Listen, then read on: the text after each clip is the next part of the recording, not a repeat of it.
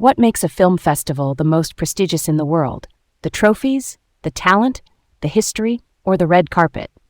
Let's explore the Cannes Film Festival and see how all those pieces fit together.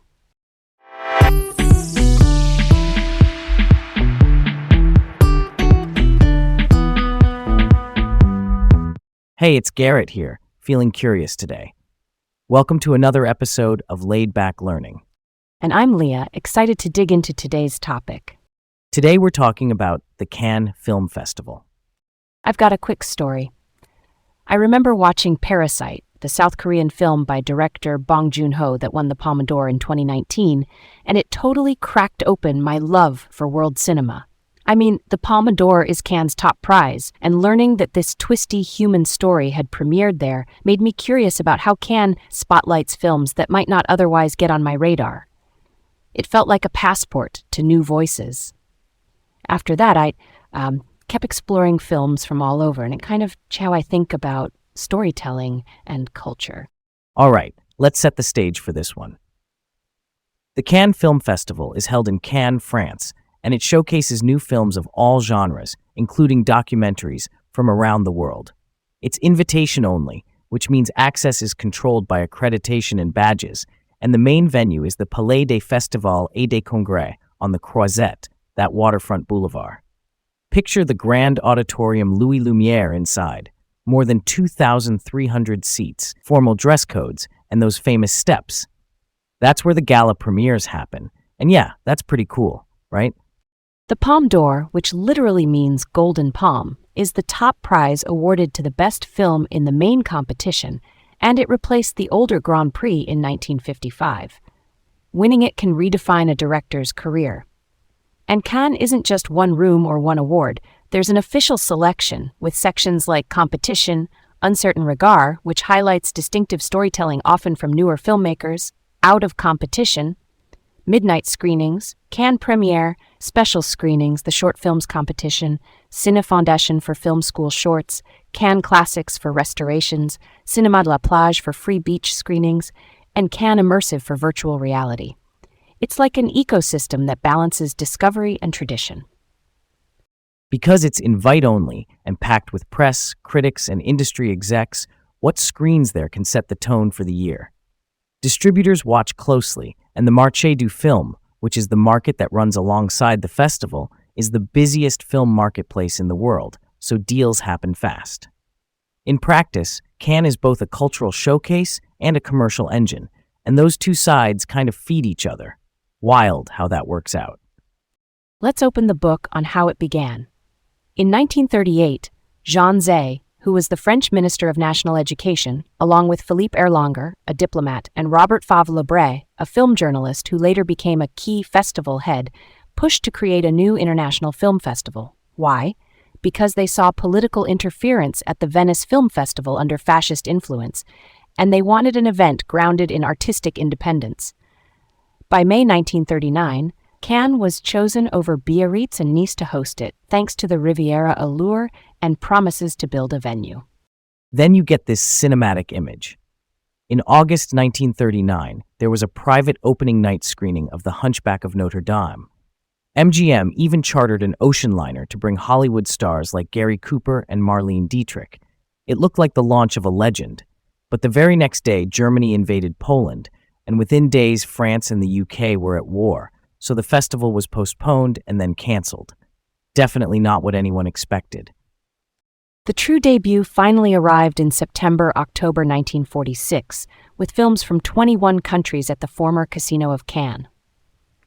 That relaunch was a symbolic return to international cultural exchange after the war, and it set Cannes on its post-war path, even though the early years still had stops and starts due to money troubles in 1948 and 1950. By 1951, Cannes moved to spring and got accredited by FIAP-F, the International Federation of Film Producers Associations, basically an official stamp that you are a legitimate international competitive festival. That calendar shift avoided a head-to-head clash with Venice in autumn, and it helped Cannes become the big spring event on the circuit. A huge turning point was 1955 when Cannes created the Palme d'Or, the Golden Palm Trophy that would become one of cinema's most coveted honors. The awards landscape also evolved with the special jury prize added in 1954, giving jurors a way to recognize exceptional achievements beyond the top award. It's like widening the spotlight just enough to honor unique artistry. Then in 1959 came the Marché du Film, the market. That is where sellers and buyers swap screeners, negotiate rights, and package financing. Imagine a trade show fused with a deal-making marathon. That edition made Cannes the center of the global film economy, not just the place for red carpets. It also meant a film could find distributors worldwide before most people even knew it existed. In the 60s, the identity sharpened through discovery-focused sections. International Critics Week launched in 1962, created by French critics to highlight first and second features. Then the 1968 festival was halted amid nationwide protests in France when directors like Louis Malle and others occupied the Palais. That moment led to the founding of the Film Directors Society, the SRF, and in 1969 the SRF launched Directors Fortnight, an independent, non-competitive showcase that became a vital space for risk-taking cinema. Jump to 1978. Gilles Jacob became general delegate. He introduced Un Certain Regard for distinctive voices and the Caméra d'Or, which awards the best debut film across the main events. He also shortened the festival and refreshed the jury by bringing in artists and industry pros rather than mostly academics. That streamlined mix helped Cannes feel nimble while keeping the focus on new talent and strong auteur voices. In the 80s, the new Palais des Festivals et des Congrès opened in 1983, nicknamed the Bunker for its look, and the official red carpet was added in 1987, which is kind of surprising given how much we associate Cannes with that image. Then in 2004, Cannes Classics arrived to screen restorations and documentaries about cinema, nurturing film heritage alongside the new. I love that balance, old and new in constant conversation. Thierry Frémaux became general delegate in 2007 and really refined selection identity. Cannes even staged a satellite showcase in Buenos Aires in 2009 to share its picks. On the talent pipeline, the Cine Fondation, created by Gilles Jacob in 1998, supports emerging filmmakers through things like La Résidence, a writing program launched in 2000, and L'Atelier, a project financing support launched in 2005. It's like an incubator, turning student shorts into future features. Recent years show how Cannes intersects with the big conversations in film. In 2017, Netflix had 2 films in competition, Okja and the Meyerowitz Stories, which sparked debate about theatrical releases. In 2018, Cannes enforced an 18-month French theatrical window for competition titles, that is, a regulated delay between theaters and streaming in France, and Netflix withdrew from competition after that. The same year, Cannes and the French government set up a hotline to report sexual harassment and crimes. Real talk. That is a structural step towards safer events. Then 2020 happened. Cannes postponed and then canceled rather than go online, but it still released an official selection label so films could carry that curatorial stamp into other festivals or to distributors. In 2021, the festival returned in July with Masks, Spike Lee as jury president, and new sections like Cannes Premiere to absorb delayed releases. They also tried a Cinema for the Climate program that year, which later got dropped. It was a flex to keep the in-person identity intact while adapting just enough to the moment. In 2022, Iris Knobloch, a media executive, became the first woman president of the festival, which is a big milestone considering how long Cannes has been around. That same year, Ukrainian President Volodymyr Zelensky addressed opening night via video, underscoring how Cannes often becomes a stage for world events. And on the industry side, the Marché added impact programs, like in 2023, when speakers highlighted greener production strategies under the theme, "The future of film is green." Cannes kept evolving in format too. In 2024, it added Cannes Immersive, a competitive section for virtual reality and immersive works. And in 2025, the lineup reached a record 45% of films directed by women, which suggests a real shift in selection practices and who is getting the spotlight. Also worth noting, juries are international artists, and they pick winners after final deliberations at Villa Domergue, a historic villa where they can focus away from the buzz. That's part of the lore I love. Can I ask why Cannes holds so firmly to that theatrical window rule for competition? I get the tradition, but what is the logic today? Yeah, good question. France has a national system that protects theatrical exhibition with set windows, and Cannes aligns with that by saying competition films must plan a French theatrical release and wait to hit streaming. The idea is to keep cinema first in theaters, protect local ecosystems, and preserve that shared big screen moment. Critics say it narrows who can compete, especially streamers with global day-and-date strategies, while supporters argue it maintains the festival's identity. I'm down for that kind of clarity, even if it sparks debate. Here's a related why. In the 50s, some films like Night and Fog in 1956 and Hiroshima, My Love in 1959 faced diplomatic pressure around competition slots. Why would a festival that values artistic freedom bend there? Short version, even a festival built on independence sits in a real world of governments and foreign policy. Sometimes selections risk diplomatic fallout, and in that era especially, organizers navigated sensitive ground. The modern structures, like separate selection committees set up in the 70s under Maurice Bessy, helped shield programming from that pressure. Not perfect, but stronger guardrails. All right, let's move on to a friendly question that never really ends. Is Cannes definitively the most prestigious festival?